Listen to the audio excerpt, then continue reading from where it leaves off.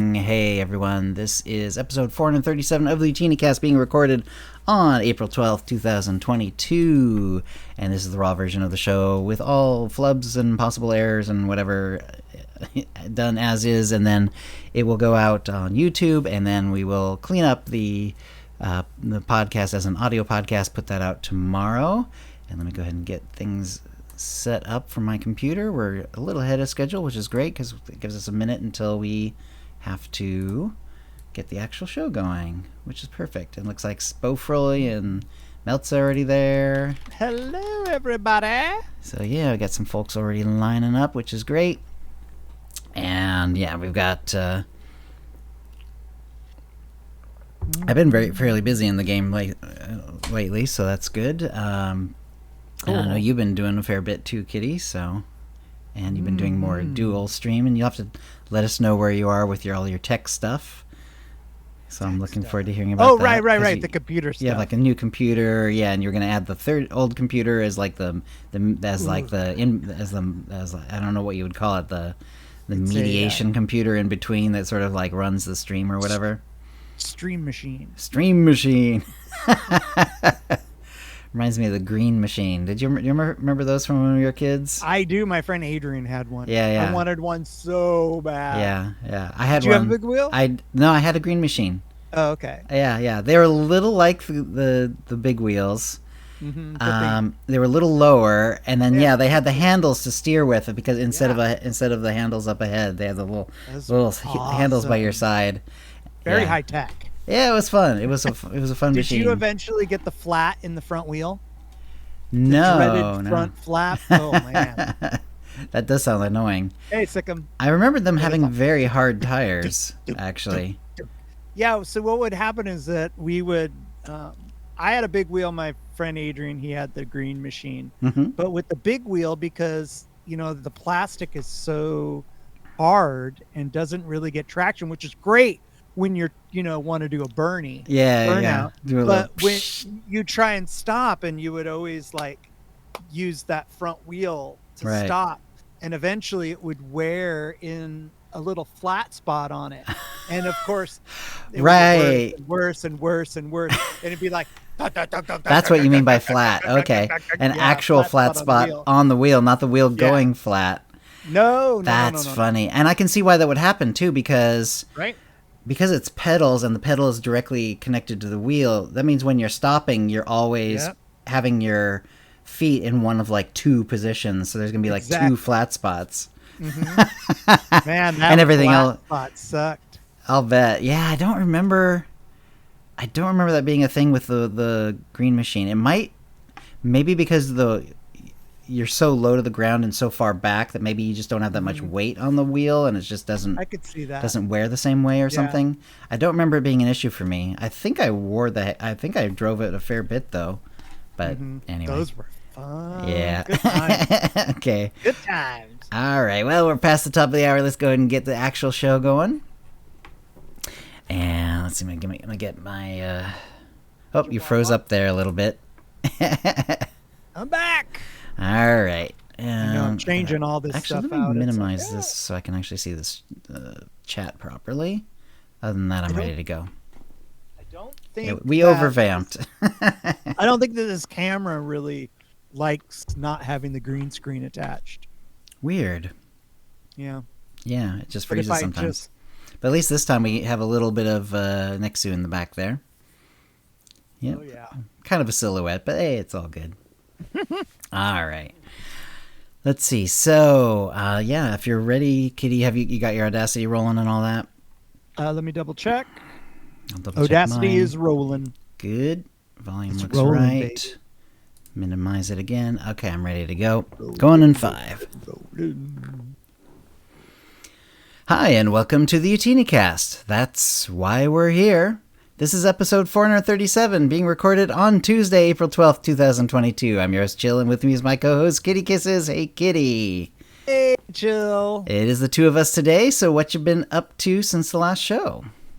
Well, I think I'm going to start off with the computer talk. Okay, cool. Because I just got done with it. So I got a new computer that was an early birthday present from the wonderful and beautiful and magnificent Kitty Treats, my girlfriend. Yay. And it had been kind of sitting it sat for 1 week total. Right. Like, I didn't touch it. I didn't do anything because I was procrastinating. Well, it's a project. Yeah. Yeah.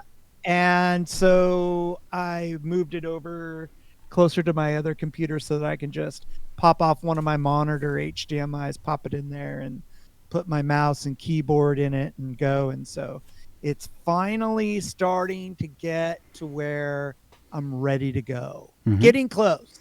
Nice. I don't think the whole having all of the stream stuff put onto it right now is another task at hand in itself. So because of all the files that I use, all the sound bits and the little graphic stuff and all that, I don't even want to touch it because we're going to be using the machine that I'm on now as the stream machine. Right. And if I can circumvent not doing that and procrastinate and be lazy about it, I'm going to do that.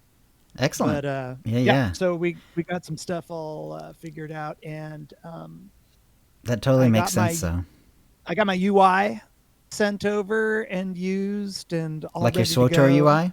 Yep. Ah, nice. And yeah. So here's a little kind of not SWTOR tip of the week, but a tip of the week.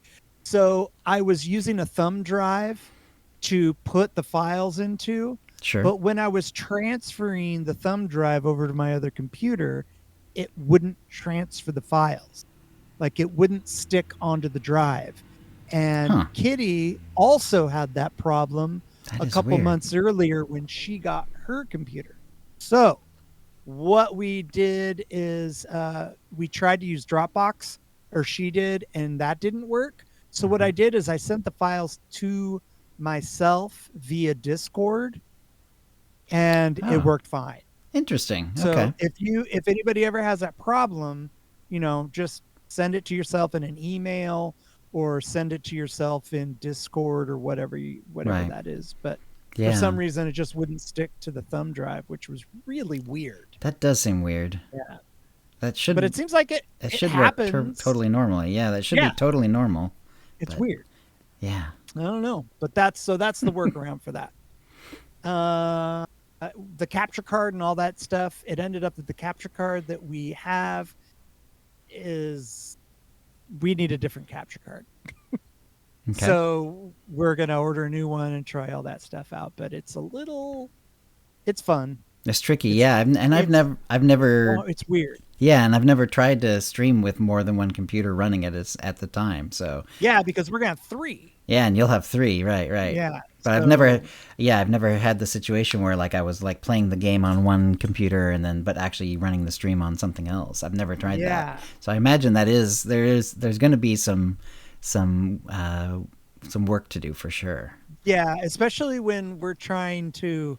Right now, we're set up in a different spot, so we have to have all the HDMI cables at certain links. Mm-hmm. We tried daisy chaining some stuff, and the daisy chains wouldn't work. And so, we ended up we couldn't get it working. So, but anyway, we're gonna keep trying. Kitty Treats is razor focused.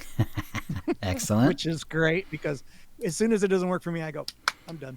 I don't want to play anymore. I'm going home. Speaking of which, we've been dual streaming together, Kitty Treats and myself, on the weekends, and I'm leveling up my Sith Marauder / Assassin. Okay. And that is really, really fun. Have you been swapping a lot? Yeah. You know what? Kind of. It's weird. I am so in love with Marauder Sentinel still. Mm-hmm. That I just kind of stay on Marauder. But every once in a while, because, we'll pop over to Assassin because some of the, Because stealth. Stealth, right. Which is great. And especially when you're running dailies, you're kind of like, all right, done. They're all really, really, or some of them can be really, really, really quick with stealth. So, but that's really fun. But yeah, I kind of stick to Marauder. Not to mention, while you're leveling, it's kind of a pain in the butt to have to switch out weapons for 2 classes. You know, especially when true. Sith Marauder has 2 lightsabers, and then Assassin has, they can't share any of those things. Or the focus, rather. Right. Yeah. You got to have the focus and then the double bladed, but it's fun. Mm-hmm. It's really, really fun. And then on my single streams, I am playing a Jedi Shadow. Ooh. That she is going to fall to the dark side. And then I'm going to choose the second combat style as Sork Lightning. Oh, cool. And I'm looking forward to Sork Lightning just because it's awesome. I haven't played one in a little while, too, so I'm just kind of excited. It's all lightning all the time. Oh, Except for their dot abilities, everything is straight lightning. It's great. I like it. It just comes out of nowhere, too, from above, from your hands, and yep. Right. Yeah. It's good stuff. So, yeah. What else? Anything important? I'm coming up on 3 years I think it's this week I've been streaming for 3 years. Nice. I don't remember what the first day was, but it's somewhere around here, which is kind of fun because my 3-year badges are all made up and ready to go. So, excellent. Let's see who gets them. People will snag them, I'm sure. Yeah, that's awesome. But that's all that I can think of that's interesting for me. Chill. What's chat roll call. All right, let's see if I can. Let's see. That's interesting. Here we go. Let's see. There. Great. Twitch is changing things. Okay. So it's changing the list now. I can see it. So it's basically just showing who's actively chatting. So Antol, Bantha Mojito, Bo Froley, Deck is here, Go With Him, Kitty Treats, Lord Melsa, Squishy, Twitchy, Psychum are all showing. However, I know that there's been other ones as well. I saw Bantha Mojito and Oddbar. Yeah. So hey everyone. So yeah, I didn't realize that, but apparently Twitch has decided to just kind of change how it does the list. So we're gonna just have to roll with that. Yeah, we're gonna have to roll with that. But hey everyone, and let's see, what have I been doing? So I haven't done any French streaming since the last show. I'm not giving it up. It's just that I got kind of real focused and busy with something, which is. I finalized my decision to make Power Tech my tank main in 7.0. I finally did enough, and I realized, like, Shadow, there's certain things I didn't like about the spec, and Guardian, I definitely didn't like certain things about how the spec was. And every time I played the Power Tech tank, Shield Tech, it just felt very good. Like, I liked how the abilities came together, a good mix of, like, AoE, and single target, and heat management was reasonable, and all that stuff. The cooldowns were kind of fun too, and so I decided to go with that. So nice. Yeah, the only power. Yeah, go ahead. Oh no, my camera. Oh, I was just checking your camera. It's all good. Sorry. The only power tech or Vanguard that I had at the time is also my armor mech, and whenever I'm making a sort of a main character, I always make them a biochem, so that they can use reusables. Right. So that's just kind of like my internal rule, and because of that, I didn't want to take away my armor mech because I've he's done a bunch of stuff on it, and I would have to level someone else out. I would lose all the recipes we found for him over the couple of years that I've had this character. So yeah, so I got him to 80 because that's how I was testing out that particular spec, but I did not. He's not going to be my main. He's still going to be my armor mech character. Of course, he leveled up to 75 relatively easily in 6.0 because you could do it from Conquest, and you can't do that anymore.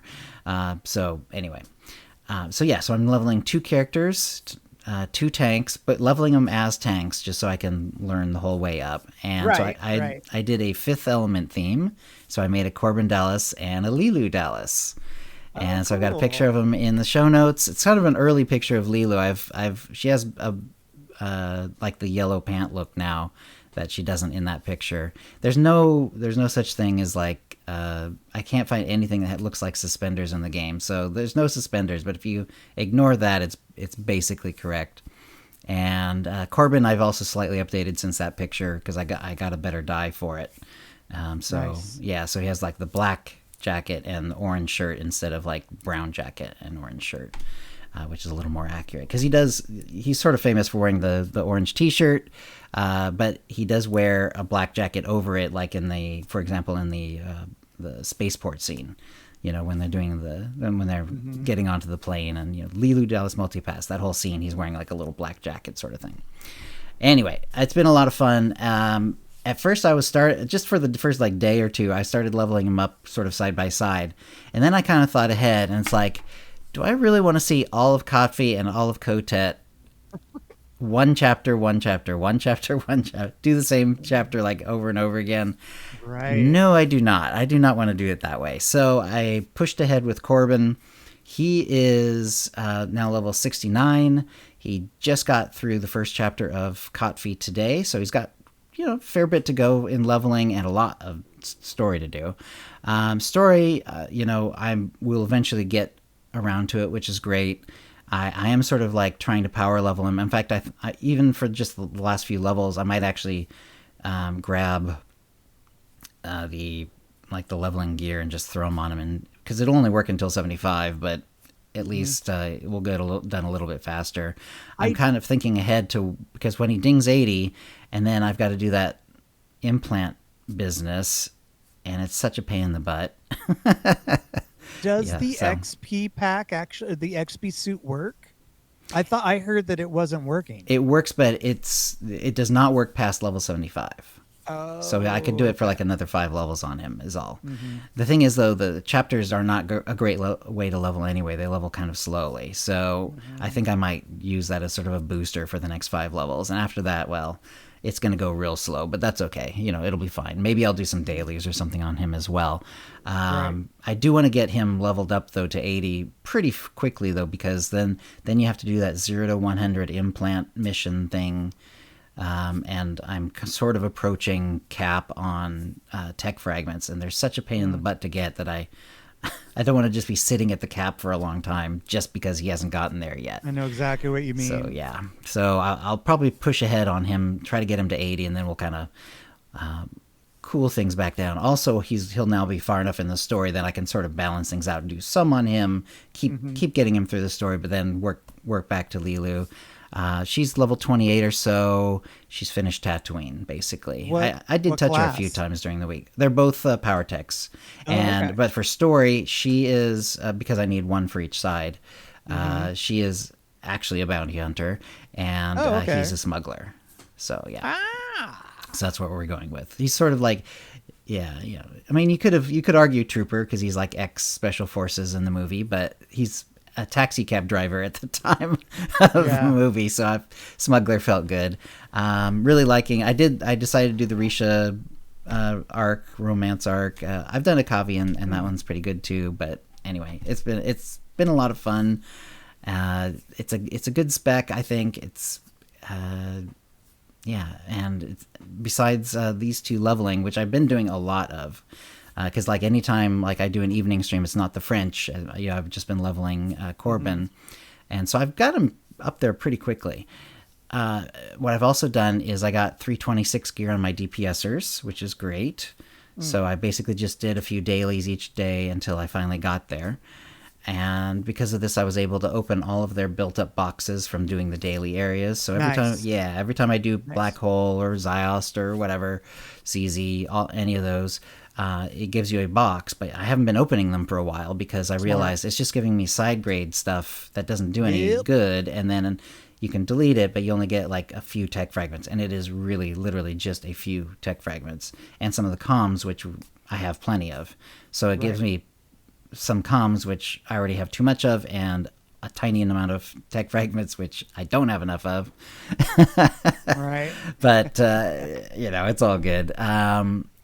But yeah, so we dinged when I got the 326 gear. It's like, yay! And I did this whole thing. We'll talk about it in the tip of the week, which is actually going to be next. So we will smoothly transition to the tip of the week.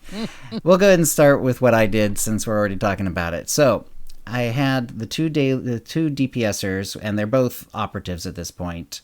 They both started in 6.0. One was an operative, one was a smuggler, both lethality. And but I did take the one who was a smuggler and made her an operative as well, so that they have the same weapons and stuff, and I didn't have to level up weapons as well. I just wanted one set of gear that I can swap between them. So that was the idea of doing that. So when I dinged these two lethality operatives, that was fine, and get to 326, and now we have all these boxes. Now I want a tank set, though, because that's what I'm been working on. And so how do we do that? Well, the one character has already got the 2 combat styles, so she can't become a tank, because she basically started as a smuggler, and now she's an operative as well, and neither of those can be tanks.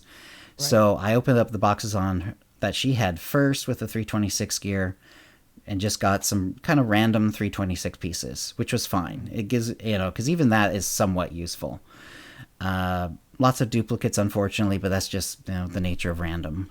I got like 1 DPS implant, which is really handy. And it does turn out like if you're using the set piece 326 implants, and you open a box and you get an implant, it's not class specific. It'll just be a generic 326 implant. Oh. Which in my case is kind of handy, because that way I can just move it. I can use them for other characters. Right. So that actually was fine for me. So then I swapped the gear back to the other operative, and she only had the 1 combat style. I made her second combat style power tech, right? So basically, so she could be a tank. Right. I actually kept her as an operative, but I changed her. There's a term for it. It's the gear, like the gear choicing. You can choose which of the specs that you have available through your combat styles you want to actually open up with the gear. So I kept her as an operative, so I could keep a full 326 set on her. Nice. But the gear she started dropping from her boxes was actually shield tech, and that worked really, really well. I had like 15, 16 boxes to open, something like that. And I ended up with most of a set, which, it's pretty good. I didn't have an offhand, I didn't have a helmet, and I didn't get either of the implants. And actually, though, today I actually did one more daily on her, and she actually managed to get the offhand, which was awesome. So score. Yeah, so we just need a helmet. And at least one more implant for sure, because at least even if I have 326 damage implants, well, I can put them on a tank character and then open up a box on that character and hopefully eventually get the other stuff. So yeah, so because even it doesn't matter as long as it's 326, that's all it's looking at. It's not looking at whether it's quote unquote appropriate for your class or whatever. I did notice that.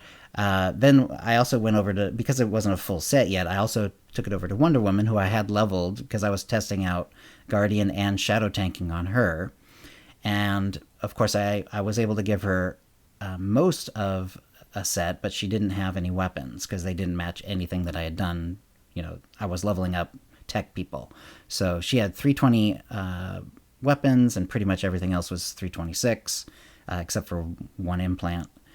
And so when I opened up the boxes, it turns out it's not basing it on your average gear level. It really is basing it on that particular piece.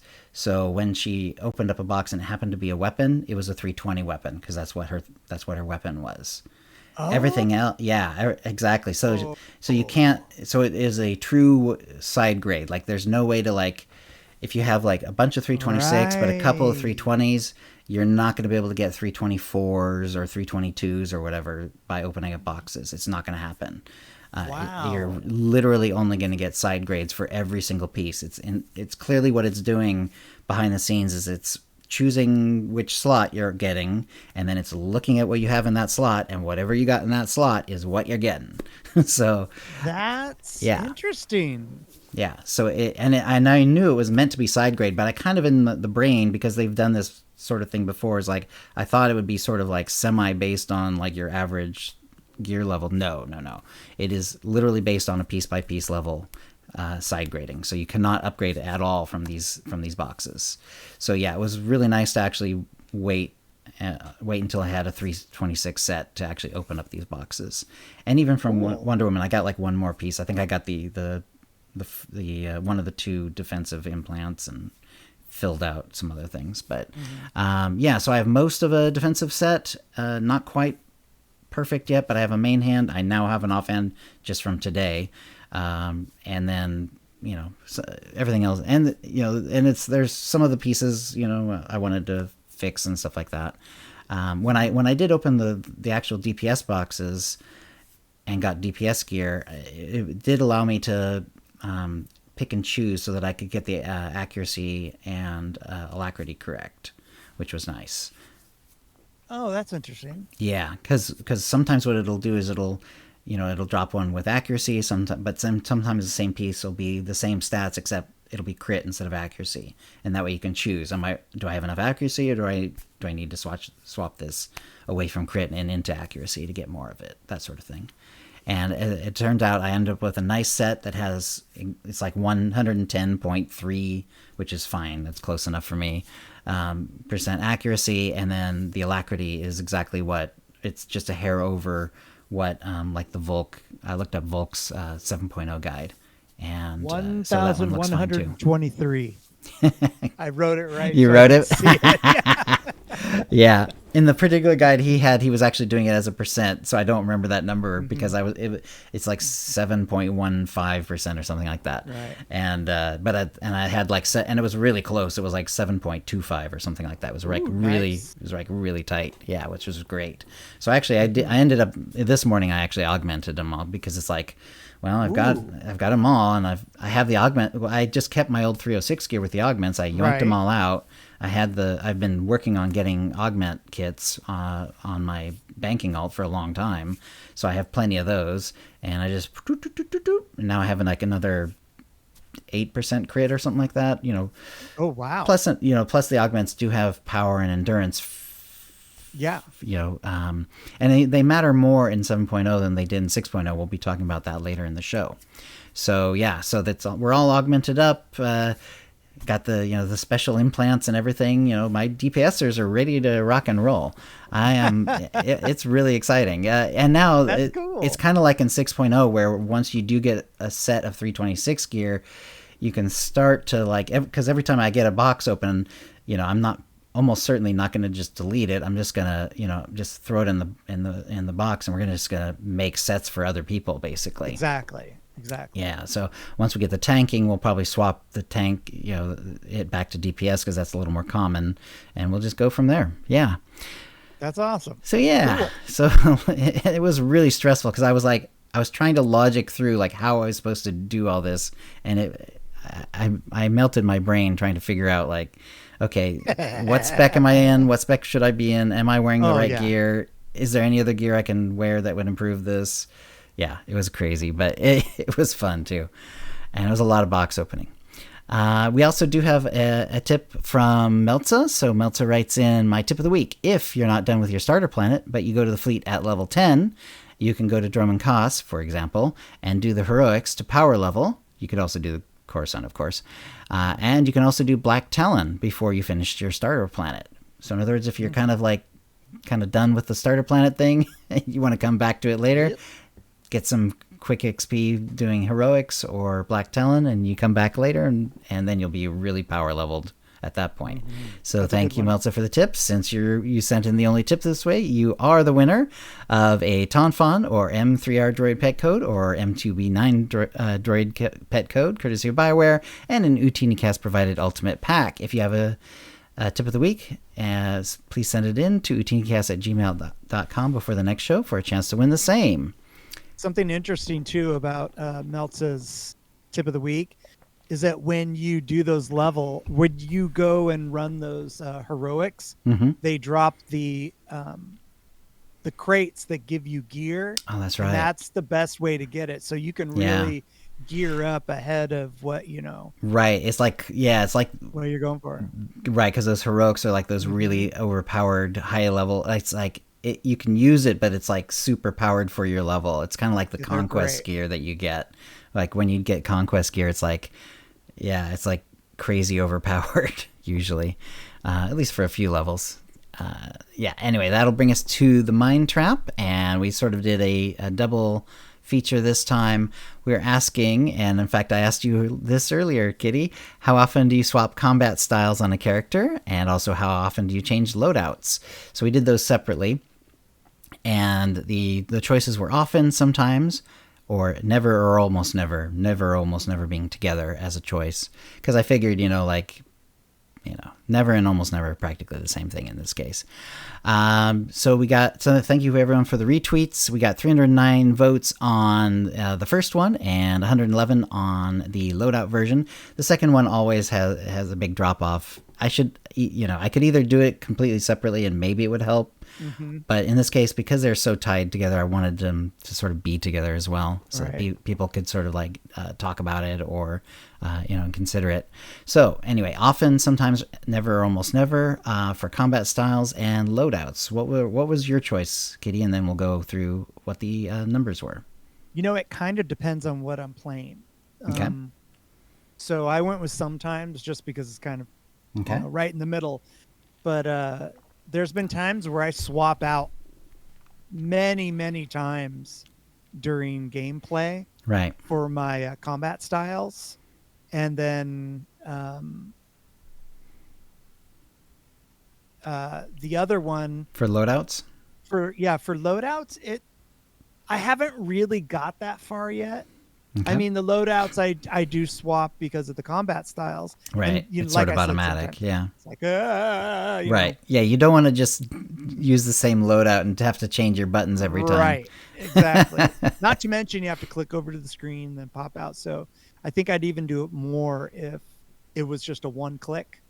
But rarely or never, I think, with the changing loadouts on a character, just because I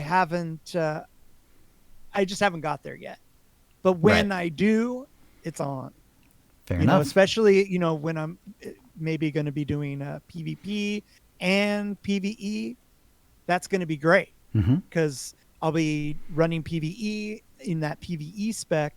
And then when, PvP pops, boop, jump on in, switch that stuff out. There you go. What about you? Right. Well, for me, I put never, almost never for combat styles. That might eventually become sometimes. My particular issue with that is just because I use a lot of alts, but I actually use a lot of alts too. Like I'm not just, I do sort of like level people just to level them, but I have mains, but they're mains for different like classes and different, for tank, for heals, and for DPS, that sort of thing. And also because I like to do cosplay type characters, I feel really weird about swapping out into a style that's not really appropriate for that character. That's interesting. So I don't necessarily, probably will never do a lot of combat style swapping on a character unless it's really appropriate for that character.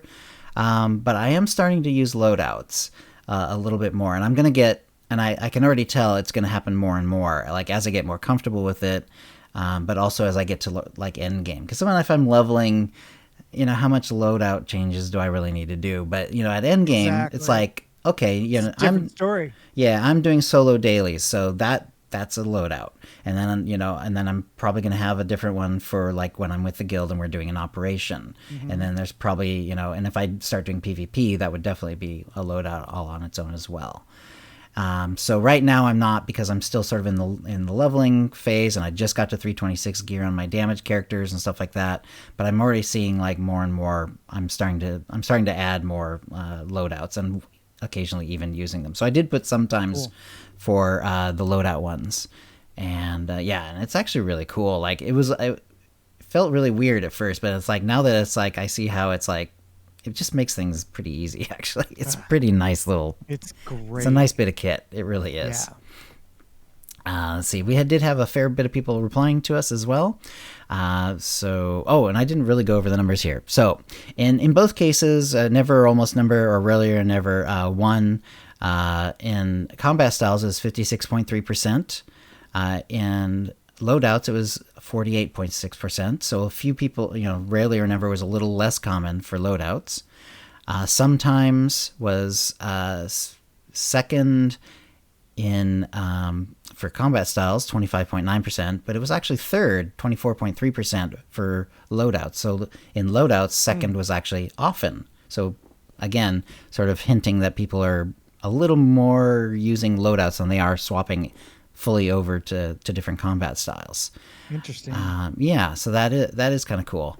I mean, in some ways, it kind of makes logical sense because you really can't change a combat style without using a loadout. I mean, you can technically, but oh my god, what a pain in the butt that would be.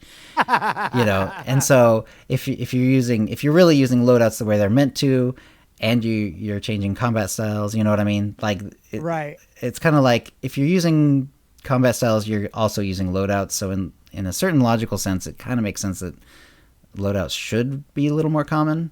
But not by much, apparently. I'm curious to see. I would like to do this one again in a year and see if people are doing it more as time goes by, kind of getting more comfortable with the setup and all that kind of stuff. It'd be interesting to see the numbers then. That makes sense. Yeah, I think that's something we probably should do. Kind of like how we talked about like how season 1 versus season 2 was and stuff like that. Right. So yeah, this would be good to see, like, now that people are more comfortable with it and they've seen how it is at endgame and stuff like that, how often are they using it? Let's see. So Hellbore Arts wrote in, it's not that I swap combat styles as much as I changed a bunch of combat styles so that I now enjoy playing some of my characters a whole lot more, now that I'm not stuck in using classes I don't like just for story. So in other words, he's using it as a way to see stories that he didn't necessarily like the way the characters played, but he wanted to see the story, which is cool. I have fewer tunes now, but enjoy playing 10 times more. So that's cool. Yeah. Empress Valen just wrote, I haven't, which makes sense. Like if you're just doing the Empress Valen thing, then you're not going to be swapping much. You're going to be sticking to things. Enchanting Way wrote, so far I've done it to swap only to swap into a stealth class. That sounds, and that's actually not. Yeah, that sounds like not a bad idea. And except for the fact that I'm, like I said, I stick to the cosplay thing pretty tightly. Other than that, I would definitely be like doing that a lot. Like that would be my thing.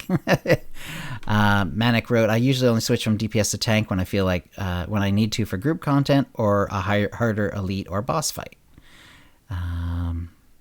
Convenient. Yep. Highlands Hachiroku wrote, very rarely, mostly only if I feel a need for a different spec for whatever content I'm doing at the time. Some characters I didn't even choose a second style and just untracked the mission, and I have done that on multiple characters because I don't want to see it all the time there if I'm not going to use it, and I know it doesn't go away. Crazy. Yeah, I just take it off the screen, and it's still in your bars or in your missions log, so it's all good.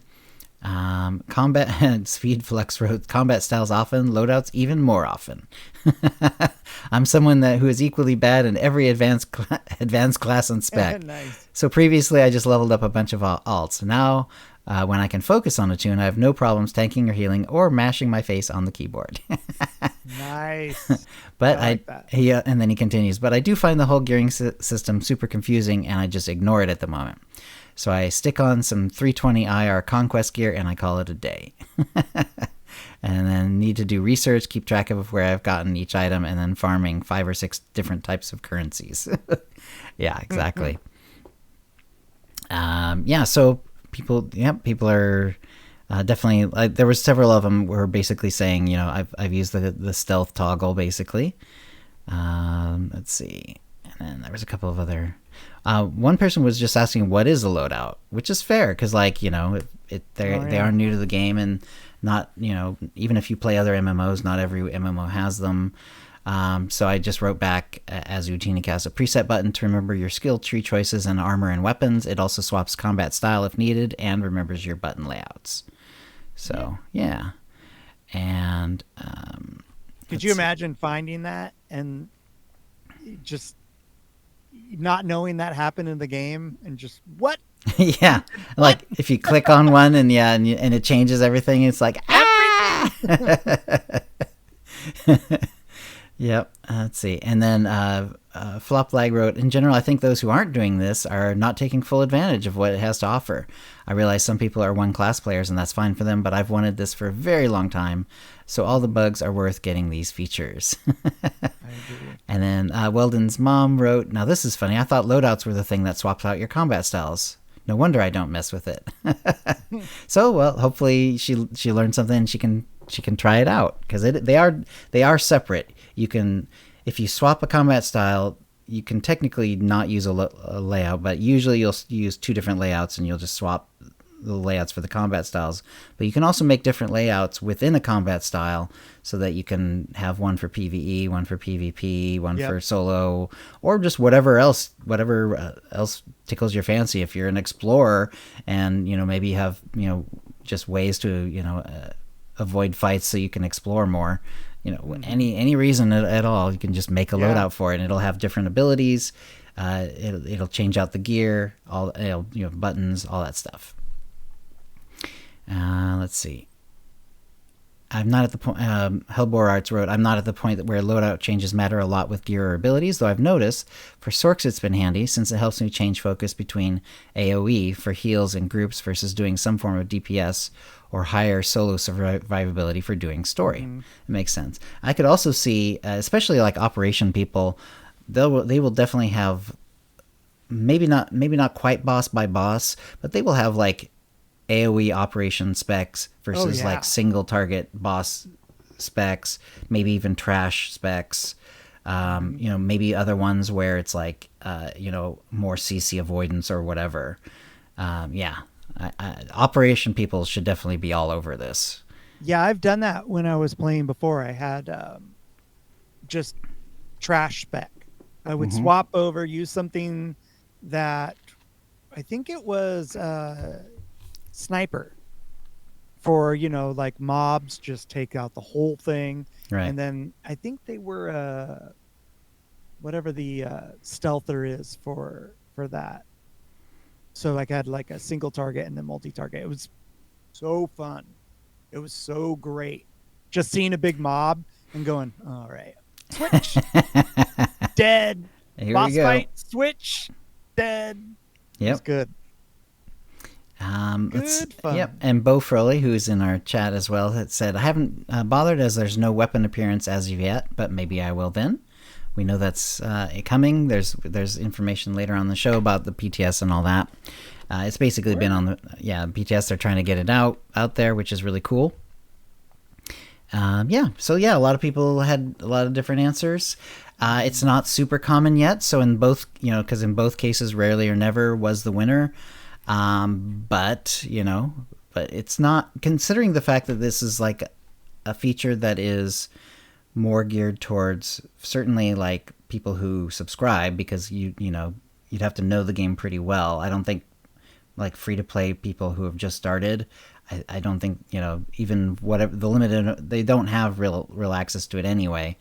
But even the parts that they do, it's like, it's good. Dipping your toe is going to take a while, when you become preferred and all that sort of thing. Right. And it's also like more and more useful as the game goes on, because when you're at, I think like our experience, it's like when we're at an end game, that's when that's when we're starting to really make different loadouts and so on. So yeah, for sure. Because if I remember correctly, I know that you're kind of stuck with one combat style as a free to player. I thought you could do it more. I thought you could do loadouts though, from what I remember. But anyway, I'm not even 100% sure. I'm not 100% sure on that either anymore. It's one of those many little details. It's like can't remember just off the top of my head. All right, let's get to Cantina Talk. This is a new segment in the show. It's sort of an occasional one, but we're definitely doing one today where we pick out a voice actor from the literally hundreds who have voiced for SWTOR over the years. So previously we have talked about Tara Strong, Nika Futterman, John DiMaggio, and Tom Wilson. And this time it's Darren Norris. And Darren Norris in SWTOR is definitely best known for voicing the bounty hunter companion Galt Renault. He's also known as Tiresias Loci. His voice is perfect for that slippery Deveronian who manages to fool your bounty hunter and many others before you track him down. In addition, he voices Colonel Derek. He is credited with this for original SWTOR, though Wikipedia shows his first appearance as being Rise of the Hutt Cartel. But in any event, he shines most as Derek during the prelude to Shadow of Revan, when he masterminds the Republic's forces as a Revanite, and is eventually hunted down and killed by your character on Rakata Prime. He's one of the two, one of the two bosses in that final fight in Rakata Prime, and he's also the one you talk to during the whole thing. As a Republic character anyway. You see him a couple times on the Empire side as well. Once on Manon, I think, and then during that, of course, during the fight itself. So he plays Ashy, one of the Galactic Starfighter companions, which is kind of funny. He's also Zan Threlo, the droid in Rise of the Hutt Cartel. It's basically the first one you meet. If you're doing the Republic version of the story, he introduces you to Supreme Chancellor Suresh, and he plays a number of other roles every time he's been brought back, mostly to voice Galt, and then they just give him some other small roles along the way. Right. And he's been in every expansion except for Legacy of the Sith, which is cool. And outside of SWTOR, he has a number of great roles, and he with his great acting talent, his distinctive voice, he's got hundreds of credits on IMDb. Some of my favorites are on Fairly Odd Parents, and remember when we talked about Tara Strong, she was Timmy Turner on Fairly Odd Parents. Well, he is Cosmo, Timmy's dad, and Jorgen, who's like the Arnold Schwarzenegger, parody character. So he's basically on every episode of Fairly Odd Parents because he's Cosmo, Dad, and Jorgen. I mean, I can't think of I don't think there's a single episode that doesn't have at least one of those characters. Yeah, he's all over the place. Yeah. He's been in various TV and video game versions of Transformers, Digimon, and others. One that I thought was funny is he was in Team America World Police. Yeah. He was Spotswood, the leader, I guess you could call it, of Team America World Police. And you can definitely, if you see that movie, you can definitely hear Galt in Spotswood. He's using a very similar sort of tone of voice in that one. He also does some regular non-voice actor working as well. He's on a show called Big Time Rush as Buddha Bob, and he was on Ned's Declassified School Survival Guide as Gordy. And in both of those cases, he was on multiple episodes, sort of a semi-important character on both of those. He was also in the 2003 to 2005 version of Clone Wars, which was kind of fun. No one I would recognize off the top of my head, but still pretty cool. He was also in both KOTOR and KOTOR 2, which is cool. So not as a SWTOR guy, he was in KOTOR as Zelka Forn, a doctor on Terrace before its destruction. So if you did the early part of KOTOR, you will definitely have remembered him. Who synthesizes an anti-Rakghoul serum with your character's help, and then very cool, this serum is actually resynthesized in SWTOR when you do the Terrace storyline. So at least or at least on a side mission or something, I think it is. But it's kind of cool that this character is kind of like brought back, mentioned, and so on. Yeah, I know exactly what you're talking about. Yeah, exactly. He was also in KOTOR 2 as several characters. He was GOTO, an infrastructure planning system who later becomes head of the exchange on Nar Shaddaa, which I think is hilarious. Captain Batsuko, captain in the Ondoranian military, leading the guard of the Sky Ramp, who joins your character in assaulting General Vaklu, who is trying to take out Queen Talia. And Corin Fault, an employee at Zerka Corp, who disliked his superior, Janna Lorso. Janna Lorso is kind of a bigger character, as I understand it. But But yeah, so anyway, I really like his voice. I'm always happy. Yeah. He does a really good job as Galt, as a little slimy and a little sleazy, but very persuasive, very sure of himself. He just does. He always knocks it out of the park as Galt Renault. So thank you, Darren Norris. And he really is one of my favorite companions anyway. And it's really cool that he's Cosmo. Wanda and Cosmo. He's actually Cosmo and also the dad, Timmy's dad, who. I guess I can sort of hear the resemblance a little bit, but they're such different characters because like Timmy's dad and Cosmo actually are both kind of dimwits. And Galt is really smart. So yeah.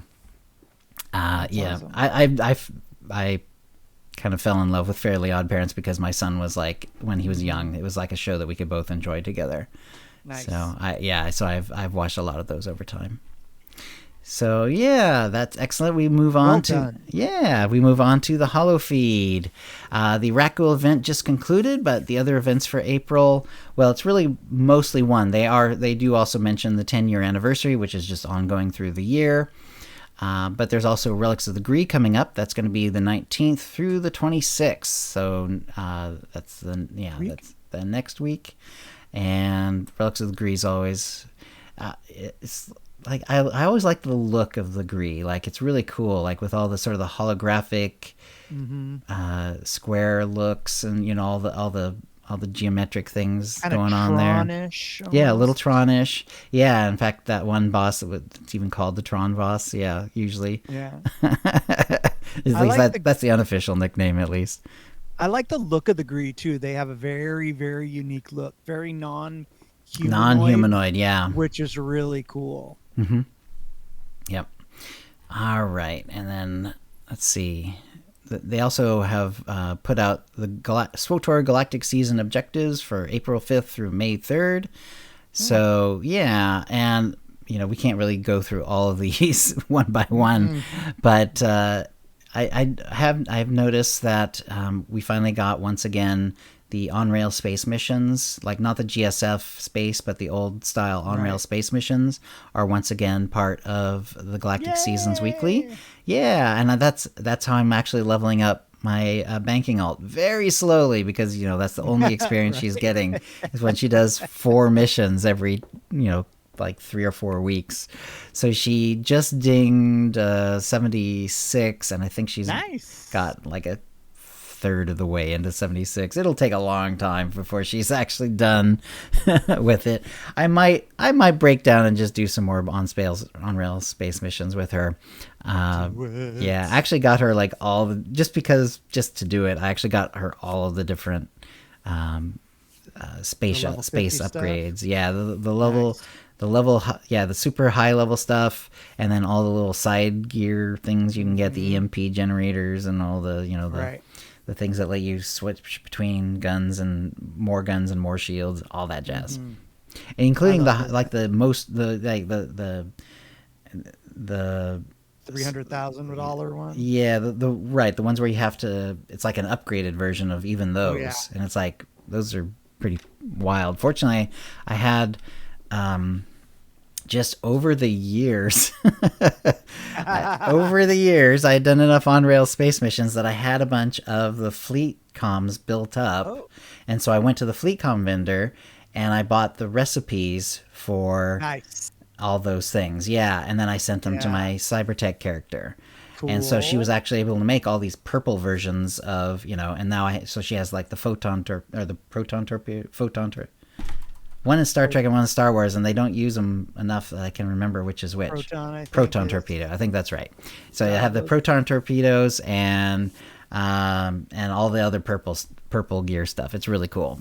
In fact, it makes them so much faster and easier. Yeah. Just today, I actually got an achievement because I had never destroyed the bridge on the ship on one of them, and I just was able to because I had like the fully kitted out stuff. I think I actually hit it with one of the torpedoes. Yeah, I hit it with the torpedoes, and they really do basically one shot anything. One shot, baby. Yeah. Here's a interesting thing. So once you get your proton torpedo, it won't let you use missiles on some of the shield generators. Right. But while your proton torpedo is active, for instance, you fired your proton torpedo and it's going towards its target, you can use your missiles on those other things. Oh, interesting. Just for that period of time. Just for that period of time. So you can sneak off some missiles, blow something up that normally you would have to, the game would force you to use a proton torpedo on. That's cool. That's actually really cool. Yeah, because I remember I had to redo a mission, not today, but like the last time, because I just been doing them in order basically, just so I can make sure to see all of them on this character, and it happened to be one of the level 5 ones. It was the harder ones, and yeah, it forced me to use the torpedoes, and I didn't realize that though. So I actually used a torpedo on the bridge, and then I didn't have enough torpedoes, and I ran out, and I couldn't finish the mission. But I could have if I'd known that trick. Yeah, because I could, but I had no idea. Yeah. So now I know if I accidentally use one on something I shouldn't, I can try to sneak in enough damage on one of the other ones and get it done anyway during those periods of time. Cool, that's a good one to know. Tip of the week. They did talk about weapons in Outfitter on the PTS. This was a few days after the last show. New PTS patch was deployed, and in fact, I think they're basically done with that PTS. But anyway, note the following: issues with companions feeling weaker, such as them missing certain attacks, have been addressed. So it'll be nice when this gets to the live game. Yeah. More adjustments have been made to level sync, and there's going to be more about this in a minute. But yeah, that's part of it as well. But yeah, it's also about weapons and Outfitter on the PTS, which is really cool. Yay! Bryant Wood did a thing on changes to rewards for PvP, GSF, and operations. And yeah, so I think we talked a little bit about this on the last show, but basically Stuck has been temporarily removed from ranked PvP, and he writes, this was done to prevent exploitive behavior. We intend on re-enabling Stuck in Game Update 7.0.2. We'll have more details when we can share them. Players are utilizing /Stuck to receive rewards in unintended ways, so we'll be adjusting rewards earned in ranked weeklies to help discourage this behavior, but also taking the opportunity to balance rewards in various parts of the game. Nice. Yep. With 7.0.2, players can expect tech fragments from weekly Go Berserk to be reduced from 1750 down from 2000. For those who enjoy playing PvP, rewards for Unranked will be increased, listed later in this post. They're kind of moving around where everything is, basically. We want to shed more light on other adjustments that were made to balance rewards that players were earning so they'd feel better rewarded in playing various parts of the game that they enjoy. These reward balances will be coming with 7.0.2, but you can see them on the PTS server. So they're going to make... Well, first of all, they're changing all the names of them all. I like the name changes. In some ways, I do too. It's like the old names were kind of cooler, but it's nice to be able to just at a glance know exactly where they come from. But yeah. Let's see. They're going to make the CM 1337s easier and simpler for players to obtain. I think those actually might not be like the gear things. Those might be like the augment things, but whatever. Yeah, those are the augment. I think they're an item you need to make the augments. To make the super upgraded augments. Yeah, the augments I put on my gear is just the ones you could make just from crafting in 6.0 without needing these special bits. I never have gotten any of those. No, I sold them all. They were going for 30 mil a pop too when you got the nice. They were good. Yeah. Well, Operation people are serious. Oh yeah. And it was hard to get, and apparently still is. Although apparently it'll get a little bit easier. Anyway, so let's see. A lot of this is sort of very, very specific to like only people who are doing like in-game operation stuff. But yeah. let's see. Then he also did. Chris Schmidt did the level sync update, which I thought was really interesting. So we're going to go through this a little more in detail. He writes, "Hi folks, wanted to chat about the history of Bolster, how it's evolved over the years to what it's now known as our new level sync system, and how we've been tuning and adjusting level sync based on your feedback." And this is one of the things that is going to be updated in 7.0.2 as well. A note on terminology. I'm going to refer to Bolster as the pre-7.0 technology and level sync as the post-7.0 technology. We've used several terms interchangeably over the years, but for the purposes of this post, I'm referring to the technology difference between the two. In the 4.0 release, we introduced the concept of Bolster throughout the wider game. And that sounds about right, although I thought it was a little earlier than that, but I guess it was 4.0. I'm sure he knows what he's talking about. It was previously launched to specifically address PvP Warzone balance in order to help undergeared players, but the 4.0 release, that's probably why I remember it, because they did a version of it earlier. But the 4.0 release brought the feature to PvE content. When your character visited a planet they had completed the story on, we shifted the character level down to a range we expected players to be in for that planet. Bolster enabled the game to give better and more relevant rewards for high-level players going back to older content. We could finally reward max-level characters with useful items or currency, whereas previously they would receive rewards far below their actual level. Unfortunately, this implementation of Bolster brought a host of problems with it. To peel back the curtain a bit, that system relied on applying an ability on the player, and that ability would dictate the level and stat scaling to apply to the player. All this data was defined by hand in tables, with specific stats defined per planet or per difficulty level per piece of content. Whew! I know, that was a big sentence. Well done. That was a lot of that's a big ass table for one thing. Yeah. Not only was this difficult to maintain and update, but it introduced a host of bugs and undesirable problems that we worked hard over the years to address. Sometimes lower level mods would actually provide better stats in PvP, for example, and we saw several times where that happened. Or the Bolster ability would fail to apply in operations or flashpoints, leaving one or more players over-leveled for the content and introducing exploits that allowed players to reliably force the bug and easily complete content balanced for several levels below their own. This implementation also limited the ideas we had for the future of repeatable content. So for 7.0, we invested in modernizing our Bolster system and effectively removed it and replaced it with the current level sync system. Level sync works from a new code base that is more predictable and less prone to exploitative behavior. Designers can effectively enter item rating ranges per planet or piece of content, and the NPCs in that content are using the same scaling and stat ranges, making the balance relationship more predictable. This was a large change, so it required lots of per-content testing and iteration. We made this change last fall, and it went through several PTS iterations. We were able to address lots of balance feedback back then, and continue to do so to this day across the game in order to get the system feeling better with each iteration. How do you feel that level sync is working, Kitty, when you're doing like leveling right now? It feels like they're hitting a lot harder. It feels like it's a little bit more difficult. Mm-hmm. But I don't know if they've been tweaking it since in the live server, or if my characters are just getting more powerful, or for what other reason. Right. But it seems like again, they're just a little bit more difficult. Right. But what about you? For me, I feel like at least when I'm leveling these new tank characters as tanks, it feels like the content isn't harder, like they're not hitting me harder, but it definitely feels like they have more health, or at least that it takes, or maybe I'm doing less damage. That's kind of what I meant to say. Like, not hard, more difficult, just it takes a little. It seems like they have more hit points.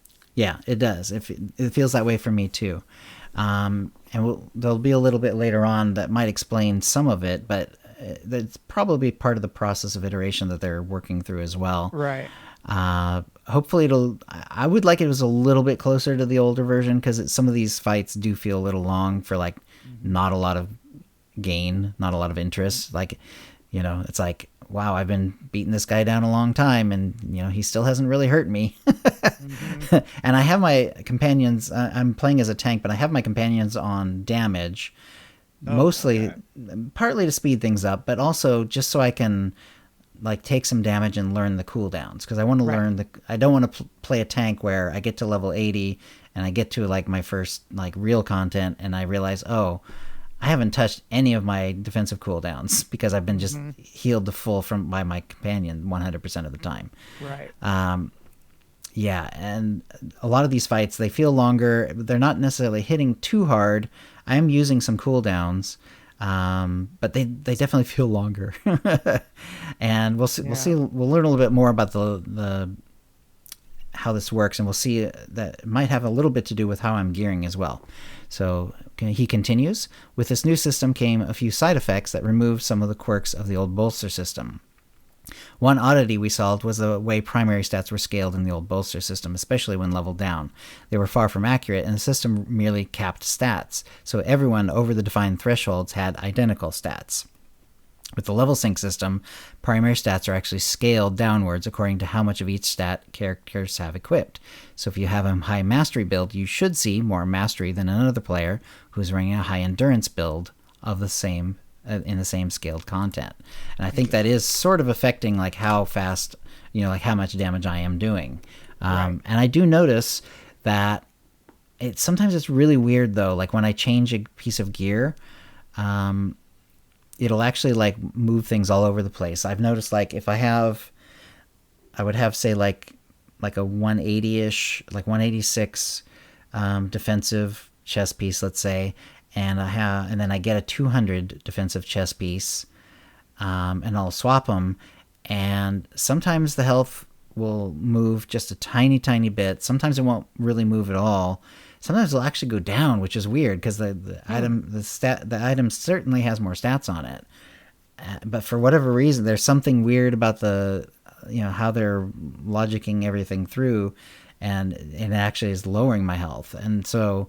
Interesting. Yeah. Fortunately, it's not a huge difference. It's not like I'm, putting on higher stats and it's, dropping 10% of my health. Right. But even a drop of even a little bit is really weird when it's significantly better gear. Right. And so what I've been doing is I've been just kind of like going with the flow and just putting on the better gear regardless, even if it temporarily like seems to make my health go down or whatever. It seems to do similar things with the secondary stats as well when I've been checking them. It's just easier to check the health because I can look at the health bar when I swap. Exactly. So yeah. Okay. So one side effect of the new system is that all stats are scaled down when level synced. Under the bolster system, which remember is his term for the older system, tertiary stats like accuracy, critical rating, and alacrity were never scaled. This had both advantages and disadvantages to how players would experience content.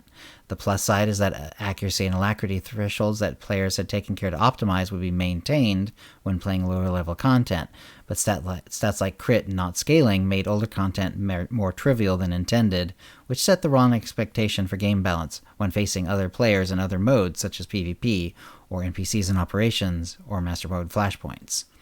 And it's true, like, I have noticed, like, no matter how much I'm being ranked down nowadays, the stats are still changing. The secondary stats are still changing. Accuracy and crit and all that are actually changing. They're not getting capped the way they were under the old version.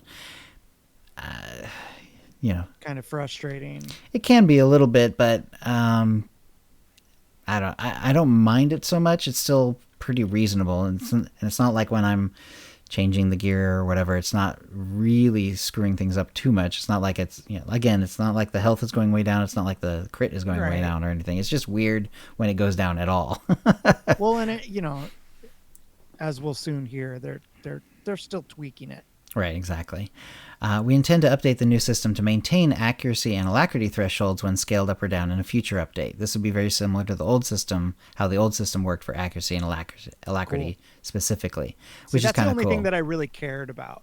Was making sure that the accuracy is set, because all the other ones can kind of fluctuate. But if your accuracy is gonna go from the 110 to lower than 110, then all of a sudden you're missing, which feels bad.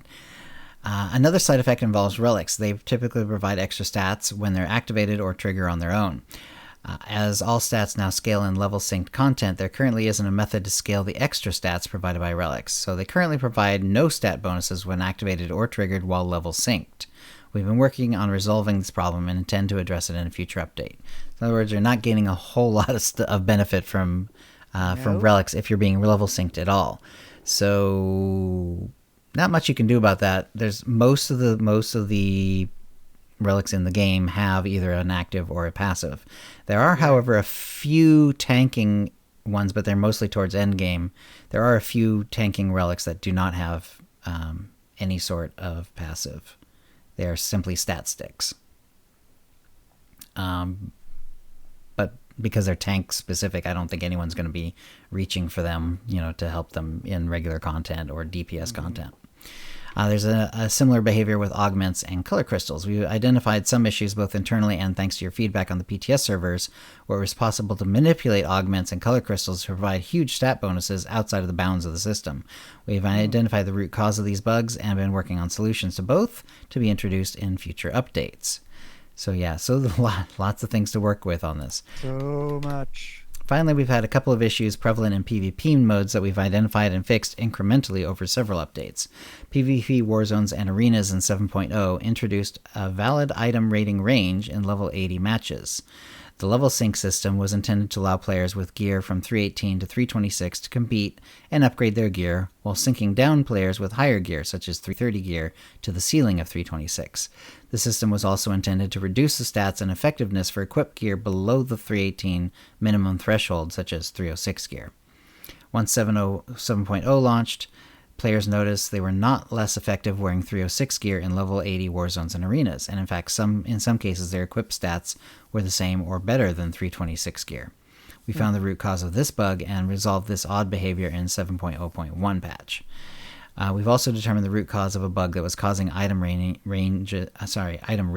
in level synced content to be inaccurately computed. This didn't result in major stat changes, but was the cause of some stats appearing to be worse after the 7.0 update in content that was level synced, and also that players with better than 326 gear in Warzones and Arenas had a slight stat advantage. We have a fix to this bug coming in 7.0.2. And one last thing I wanted to address is companions and their effectiveness in combat. The root cause for companions suddenly becoming worse tanks or not drawing aggro or dealing damage as expected was a bug in how their base stats were applied when loading into a planet or area. This caused some of their stats to be missing or inaccurate, which made things like their taunt ability or area of effect damage abilities miss their target NPC every time. The fix for the companion issue is also coming in 7.0.2, so that's pretty important. Yay! Yeah, it'll definitely be nice. Yeah, because when I'd pull a big mob, and being used to being able to clear a big mob, and all of a sudden your companion's not helping at all. They're not getting aggro, and you're like, no, or heals, or... Yeah. That's great. I'm glad. Yep. So, yeah, and it definitely feels like they've been weaker in all stances. When I've had them on tank, they're not really tanking very well. I have a lot of level 50 companions, and they don't seem to do much damage on damage spec. Exactly. And the healing is pretty meh as well. So hopefully a lot of these is going to be improved. However, one companion that I did notice that was healing really well was Zio. Oh, Zio's still a champ, huh? My health bar did not go not go down as much as it did. I'll have to remember that. I did not have Zoom on. So I haven't unlocked Zio on every character though. I'll have to get on that. Still rocking it. All right. That's good to know. Was that only as a healer, or have you tried her as a DPS? Only as a healer. I didn't try her as anything else. Yeah, well, she's well known as an exceptional companion healer. The reason, for a couple reasons. One is that all companions who have a heal have a channel, but for the most part, most companions have this channel that's sort of like short cooldown, not very strong. Zio's channel is very long cooldown, but is massively powerful. Is like a really, really strong channel. When she casts it, you're going to get like massive chunks of your health bar back for sure. And it's glorious. Yeah, it is. That's one reason. because of her abilities are slightly different than most other characters in the game. And then the other one is she has a hidden ability that actually helps you as well. So you'll notice when you have Zio out and she's healing you, you'll see the splash ability every once in a while. That's not on her bar. You can't even turn it off. If she's a healer, she's just going to heal you with this splash ability every once in a while. It's just like this AoE, and it heals her if she's in it, you if you're in it. Usually she casts it on you, not always. But yeah, if you see that splash, that's an actual extra ability that's sort of hidden. It's just there. Hallelujah. So yeah, between those two things, she's a really, really good companion healer in the past, and apparently, for whatever reason, still is. So that's good. All right. Anyway, he continues, and this is, let's see. This is again Chris Schmidt. Let me get back to where I was though. The last thing I wanted, let's see. Additional note on companions and their effectiveness. Presence-based stat does scale in level sync content to reflect the amount of base presence a player would expect to have in that level range. This would apply to presence earned through the character level up and from equipment. However, the system does not scale any bonus presence earned from raising the influence levels of companions. So companions with high influence levels will always be more effective across all content where companions can be used. That's kind of how it should be, though. I mean, that's why there is influence level. But maybe he means more than even intended. I'm not sure if he means that or not. It's not really clear to me, but that's okay. Well, it seems like that it might be fluctuating. Yeah. With the level sync. Right. Yeah, there might be more of a gap than intended or something. Right. All of the fixes described above for 7.0.2 update can currently be seen on the PTS, and we continue to keep an eye out on your reports and experiences in the live game on the PTS server. We made over 100 balance tweaks and adjustments to existing content thanks to your feedback in the 7.0 PTS cycles, and continue to address any areas as they are reported by players, our internal testing, and our own playthroughs of the game. Hopefully this post sheds a bit of light on some of the issues and resolutions with level sync in the game. We're still very excited about the content possibilities unlocked by modernizing this huge and fundamental system of the game. Thanks, Chris. Thank you. Yeah. I appreciate that.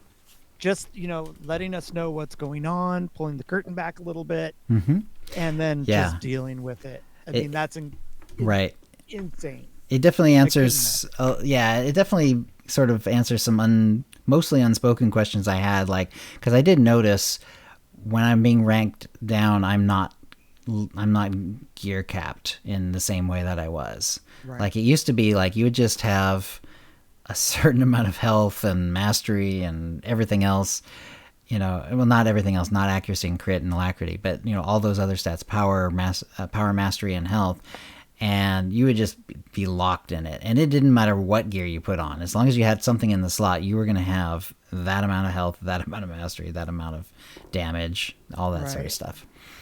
He did do one update to his thing about level sync. And he said, I wanted to take a moment and clarify bonus presence, as I saw several questions around that. Stats earned from datacrons are never modified in the level sync system, including presence. Presence earned from any legacy unlocks or a companion's influence level are also never modified. These all count as bonus presence and can be observed as never scaling in the live game. To check this out, you can open the character sheet, click the details button, and mouse over the presence stat. You can notice the bonus presence will remain unchanged in all areas, level synced or not. Nice. Yeah. So get those datacrons. Yeah. I mean, datacrons have always been good. And now I guess maybe they're a little bit better because of this, if they're not being level synced. Or maybe, I don't know. It's hard to know exactly the effect, but it definitely can't hurt. And yeah, it certainly seems like what he's saying is like that these bonus stats are actually pretty useful. They're working on R4 anomaly bosses on the PTS. Not too much to say there. And let's see. And then Brian Wood wrote, talk about points of feedback. Let's see. This is where like they're basically, and we talked about this a little on the last show, so I don't want to go too much into it. But basically, they're making some adjustments to reduce the pressure for players to farm Operation Final bosses only, because basically most of the tech fragments and other things were basically based on you having to get the last boss. Right. So instead, they're making it so that you do get tag fragments for all the bosses, and it's a little bit more spread out. So for example, story mode operation, boss 1's only 150, boss 2 300, boss 3 500, 4 500, 5 550. So yeah, cool. So the further you get, it does go up very quickly from the first boss. It's a great idea. Yeah, but at least you don't have to get all the way to the end to get like some real tech fragments and so on. Yeah, especially when you're in an operation and some of the people have to go, and you're kind of you can't go back in and finish it the next day. You kind of it's all got to go all the way. Right. Start over. Yep. The tech fragment increases for solo players, which I'm happy to hear about because this is what I've been doing a lot of. Random world drops of tech fragments and other endgame currencies will no longer be single currency drops. Thank goodness. That always felt like a little insulting, actually. Yeah. One tech fragment when you need like 3,000 for a tactical. Mm-hmm. Yeah, that didn't feel good. We'll be introducing bags of individual currency. These bags will be consumed as soon as they're looted, so you're not really going to see these bags. And the currencies will go to your currency tab. If you're already at the currency cap, these bags will be consumed and no currency will be granted. Pretty much exactly how you'd expect. Yep. The amounts we're targeting in bags that we're targeting are 20 tech frags, or 10 conquest commendations, and 5 for WZ-1 accelerants, OP-1 catalysts, FP-1 stabilizers, and daily matrices. So nice. five of like the Warzone ones, or because I've gotten the Warzone drops and stuff like that too. It's kind of funny, even though I haven't really dipped into the PvP world yet in 7.0.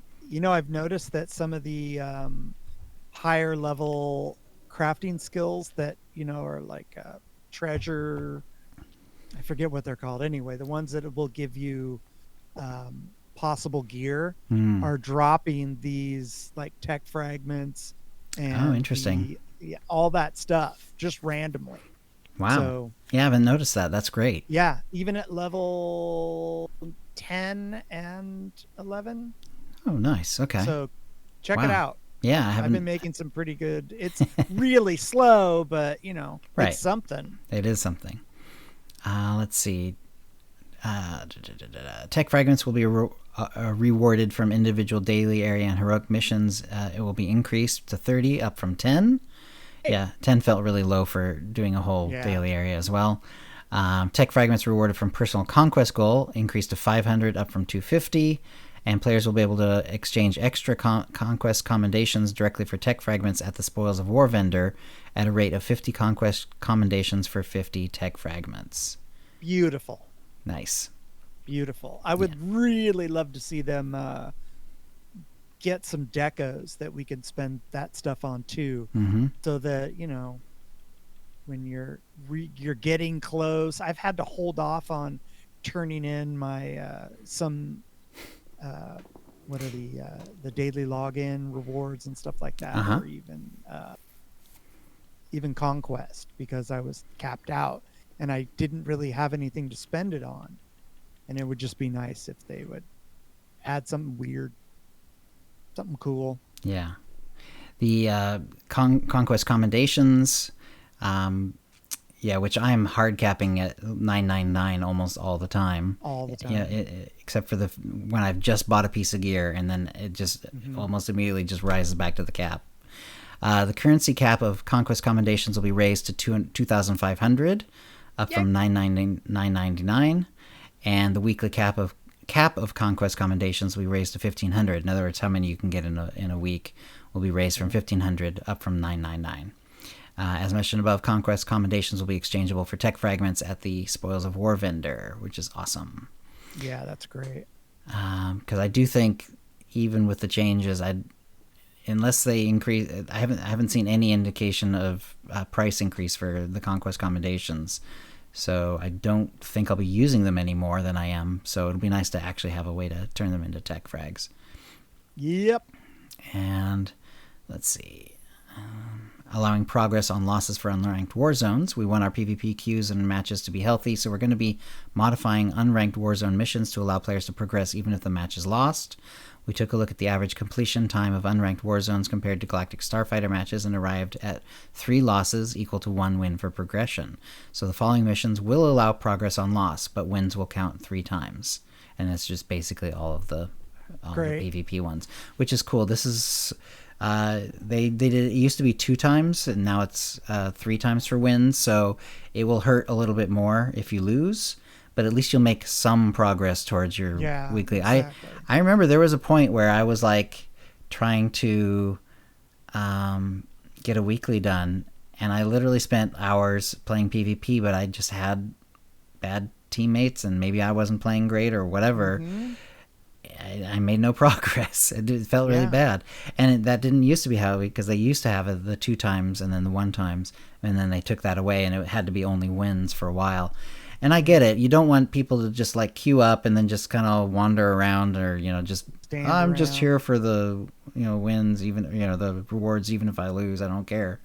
I get you don't want that in your game. So hopefully the 3 times will be a nice balance where it's enough of a difference between a win and a loss that, hardly anyone will be just going there just to twiddle their thumbs. So, yeah, when that was going down, I remember never finishing the weekly, and finally just getting rid of it. Yeah, I'm like, there's no way I'm going to get 10 wins. Right, and then 7.0, and any weekly you don't finish gets reset on you.